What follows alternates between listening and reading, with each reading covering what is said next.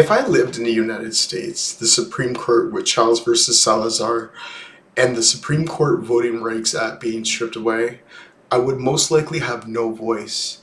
I felt like it's necessary to give you my perspective on what it feels like being a mixed race conversion therapy survivor with a bunch of white and white passing people that dominated this space, who are more focused on getting on camera instead of having justice. And I want to talk to you about being front and center at the House of Commons during the time that I banned conversion therapy in Canada, and the personal obstacles I had to face being a mixed race conversion therapy survivor in Canada that experienced conversion therapy in the United States. Therefore, I want to speak from a place where I used to look at things from the top and what it feels like to be a second-class citizen from my peers. Let's begin. I'm doing my best to convey what life is like in other mediums, aka writing it down, but it's going to take some time. At the end of my conversion therapy journey, I was in Dallas-Fort Worth trying to leave Texas, and I headed straight to Toronto with one suitcase completely destroyed. In conversion therapy, there was someone that I was trying to get away from.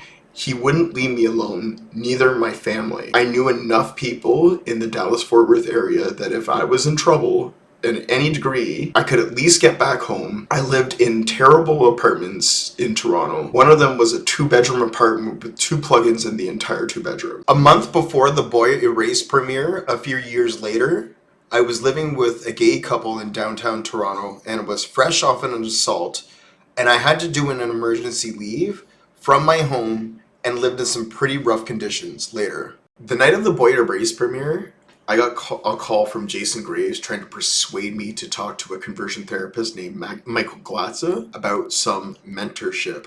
But it was too late because I went to the Boy Erased premiere with It Gets Better Canada, fresh off an assault that I had from my previous roommate that I was mentioning. That was one of the happiest times of my life. And then I discovered David Matheson was published on Truth Wins Out, and then he went viral. How much money did you make from trying to convert gay people? It's funny because a lot of people say, like, he made his millions and now he's coming out. The fact is that there's not a lot of money in this. I mean, no, I didn't make a lot of money doing it. How much? And that was certainly not the motivation. I couldn't even tell you how. I was so upset because I did everything I could, but it wasn't good enough. And then when this leader of a prominent conversion therapy group came out, I felt so stupid of all what I have done, and I felt like everybody was lying to me at that time. I can't really diagnose it, but it's similar to what I would think Munchausen by proxy would feel like. There was nothing wrong with me. I just had to learn how to accept myself despite the acceptance from my family, specifically my dad. I have been on the inside observing these people for a very long time from a conversion therapy survivor perspective, a student who is studying diversity, equity, and inclusion on an academic level, and someone who continuously uses explicatives on social media because I'm genuinely messed up from everything that happened to me. And ever since I started my advocacy fighting this conversion therapy thing, giving perspectives that I have, I wanted to give you a frame by frame from everything that I've seen from my lens and how frustrating it feels to be in this space to those who choose not to decolonize their mind. It took me a lot to get me out of the religious mindset that I was in, but I said to myself, when I left conversion therapy, I wanted to live completely opposite of the social norms of what I was supposed to be, and that A, I'm not a bad person, B, I don't want to hurt anyone, and C, I'm really trying to do my very best to give the younger me a fighting chance with older me. And that's why I made the decisions that I did. So now that we got that out of the way, I want to talk to you about the conversion therapy advocacy space. I started this fighting conversion therapy thing by sleeping on a mattress on the floor. I was so afraid to speak to a therapist because even though that I was aware of the techniques and everything I experienced that I had with conversion therapy was completely opposite to the therapy that I was seeking. The reason why I wanted to share about my experience is because I badly wanted to share about how dark this thing I went to can be. But unfortunately, I found myself around people that wanted attention more than they wanted to fight conversion therapy. I never chased an interview in my life. I will never chase interviews. In fact, I had given high-profile interviews with conversion therapy survivors because I felt the importance of getting stories out there. And unfortunately, again, the message of what conversion therapy thing, this conversion therapy thing is from my perspective, I witnessed and participated in being their weird fetish, and I didn't know how to properly convey it, and I had no idea what to do to share the message that I really wanted to share out. I rewatched the Vice documentary, which I'll leave in the description box below, and looked at two people specifically in this documentary. One is Mathew Shurka, two is Sam Brinton. To give you context of this specific documentary, I was in conversion therapy at the time that this documentary was being hosted. I didn't know a thing about social media, comment sections, or even what to do or how to create my own social media to tell my story. And it's only recently that I'm learning how. I wanted to get in touch with Born Perfect because that is why I wanted to fight this, to join a coalition of people who wanting to bring equity and justice to queer and trans people. Exactly what I said at my speech at the House of Commons. I had an opportunity to work with my heroes, meet people all across the Canada and United States, and have a coalition of people that want to bring equity to queer and trans people. I Facebook friended them both because I had the expectation of both people who spent a lot longer fighting this thing would be helpful to me in my journey. It was all back in summer of 2019. I even wore a Born Perfect t-shirt in an interview that I did with CTV-W5 to show that I was in support of them, their branding, and wanted to promote them as an organization without knowing who these people were. But the difference is I try to be a collaborative to everyone, but nobody was willing to be collaborative with me. I got an email from a colleague from No Conversion Canada about me going to United Nations meeting at Harvard as the Canadian ambassador on January of 2020. I had no idea initially why they picked me to speak at Harvard, but it only took me a year later to understand why I was selected to be the Canadian representative. But also, I knew what I survived when I was in Texas. I really wanted to speak about the harm that I specifically faced because it was very harmful for me. There was an ambassador, Adam Trimmer, who previously worked alongside of Born Perfect. Before I finally sought to seek help through therapy, and nobody should ever have to go through therapy because of therapy. Adam spent most of his time and money traveling to fight this in his state of Virginia, and he did an amazing job. Then it opened up my eyes what type of person Mathew was. Mathew purposely skipped Virginia and anything that is recorded, even though that I saw Adam grinding, spending his time and money fighting conversion therapy under the Born Perfect umbrella, with Mathew taking credit for Adam Trimmer's work in Harvard. So when he was at the Harvard meetings, I saw him taking credit for Adam's work, but when it comes to any of the recordings that he was doing, he would intentionally leave Virginia out of it, even though that Adam Trimmer was successfully banning conversion therapy for minors in state number 20. I even said it in my speech at the House of Commons. Close with a quote from my best friend, Adam Trimmer, who is responsible for ending conversion therapy in Virginia for minors and state number 20. Nobody should go through therapy because of therapy. Mathew didn't do any acknowledgement to his ambassadors whatsoever, and fighting conversion therapy all about Mathew Shurka. I got invited by the Community-Based Research Center to go to Ottawa to read a speech at the House of Commons. I specifically told the government not to invite Mathew Shurka because of the way that he moved around people. Frankly, I am very glad I did that. Mathew was texting me the entire day, and some of it I had to permit my cell phone to enter the premises at the House of Commons. One of the text messages was me gathering everyone else's Instagram handles. The Born Perfect background is white, and the lettering is all in the rainbow colors. One of the stories said on Instagram, you can tag somebody by putting their handles in white, and so what he did was he shrunk them, put them at the bottom left-hand corner of the screen, and then I seen a bunch of people randomly share Born Perfect's attributes onto their stories, making it look like Mathew Shurka was the one that was doing the work when Mathew Shurka did nothing. Then,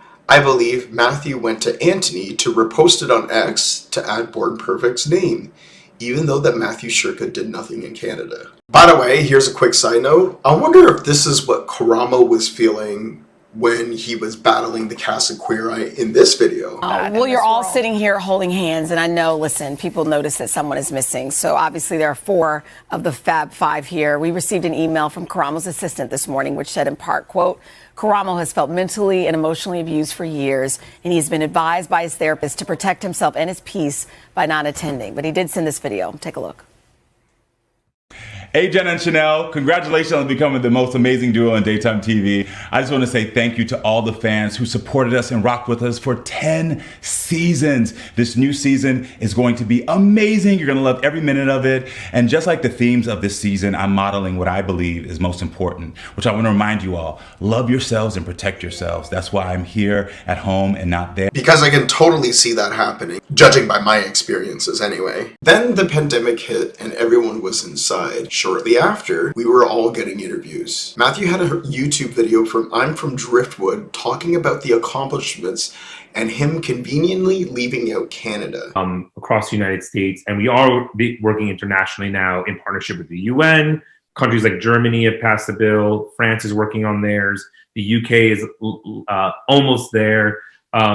But there's real movement now globally. It was abundantly clear he used his position of power from the managerial class to sound like an authority figure, even though that he turned out to be like a conversion therapist. Because of the adherence to the managerial class and Adam saying that I lied to local media to say that I fabricated something when it came to Mathew and Adam's relationship, that was the reason why that our friendship ended. Forever going to be a feckless coward and not to confront things head on, because that's the type of person that Adam is. I wish him well in future endeavors, but I can't really control that.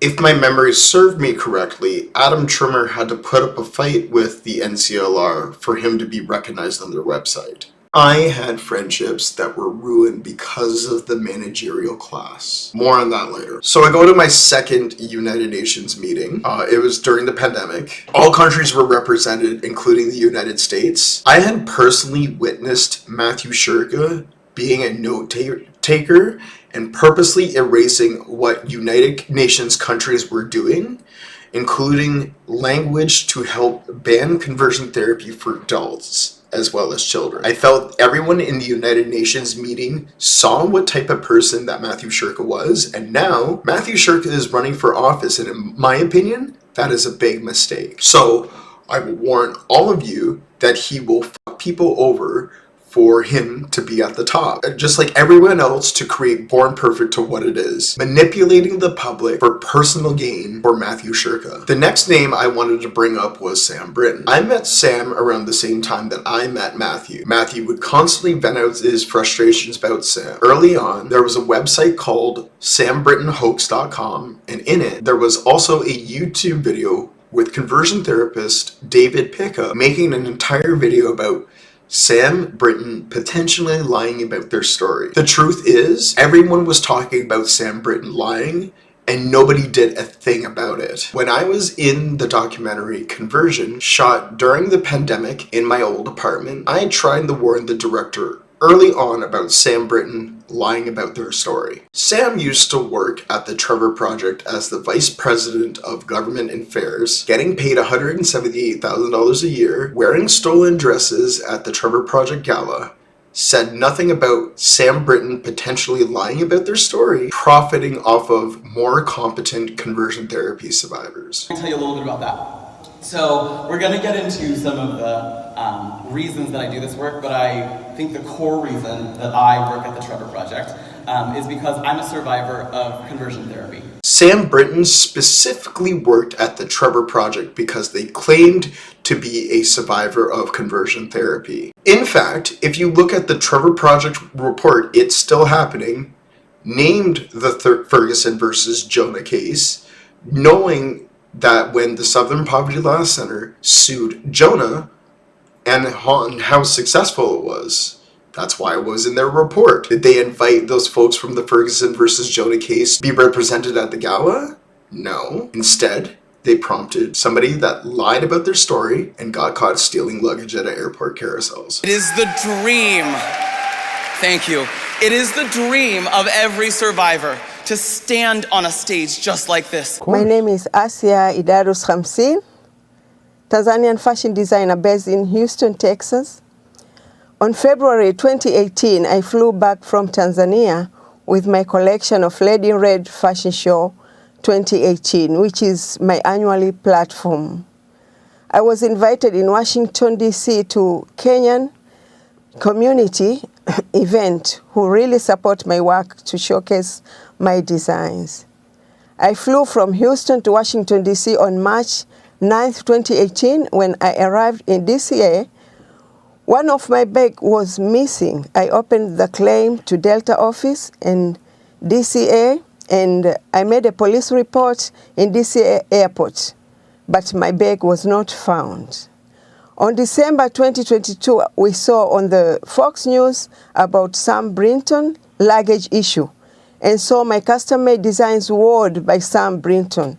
So, let's talk about the managerial class, the nonprofit class who continuously takes advantage of conversion therapy survivors. I wrote about it on my Substack, but I wanted to specifically highlight how the nonprofit class only paid survivors a measly $1,500 when for years they promoted a liar and a thief as their main spokesperson, and then the Trevor Project pandered to billionaires for them to get $45 million off the backs of conversion therapy survivors. I would highly recommend people go to the Washington Blade article dedicated to the Trevor Project of the neglect that they have for their organization, children who are wanting to unalive themselves, and they've been on hold for days on end. So in other words, conversion therapy survivors get paid next to nothing. Again, no money, no justice, just using conversion therapy survivors for their own personal gain instead of getting justice or safety protections for conversion therapy survivors. Since the nonprofit sector operates like billionaires with no money, they pick and choose who to take advantage of, manipulating the public with the lack of work that they actually do. This cycle will only continue if the managerial class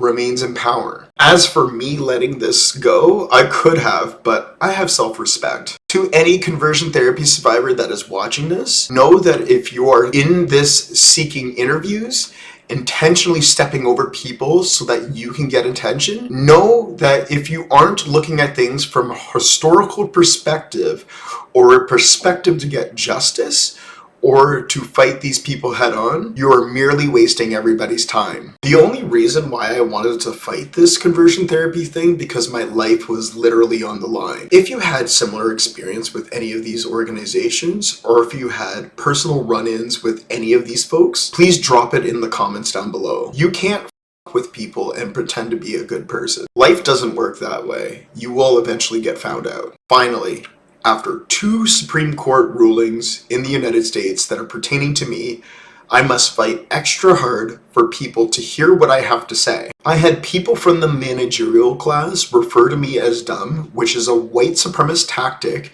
that they have used to me personally repeatedly. I will fight to be in this space. I didn't lie, I didn't steal, I didn't fuck people over. I was honest about what I saw. Since I don't think that I will ever get that from any of these organizations, I will continue to do whatever I can to fight for myself because these organizations won't fight for me anyway. I told you I lived in South Africa. I lived in an AIDS orphanage. I just never had seen a white person with AIDS. Hey everybody, thanks for watching. If you would like to be a paid member of my Substack, the link will be in the description below. It supports my work and any future work that I write about when it comes to my conversion therapy story. Thank you for the interest.